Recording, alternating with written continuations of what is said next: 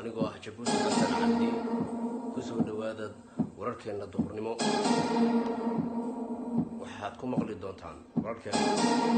midowga musharaxiinta oo marka la sheegay inay la kulmi doonaan ra'iisul wasaaraha Soomaaliya mudane Maxamed Xuseen Roble madaxweynaha Soomaaliya mudane Maxamed Cabdullaahi Farmaajo oo baaqashir oo laga soo sheegayo abaaro ba'an oo aafeeyeen dad madaxweynaha Mareykanka oo diiday in uu la kulmo dhiggiisa Iiraan intaasi waxay ahaayeen qodobadii ugu doorka roon haatan ku soo dhawaada iyagoo fidsan laakiin waxaan idin faahfaahin doonaa marka aad qiimeysaan inay koreeyeen kale shaqeeyo dalka dhisidiisa ee dunida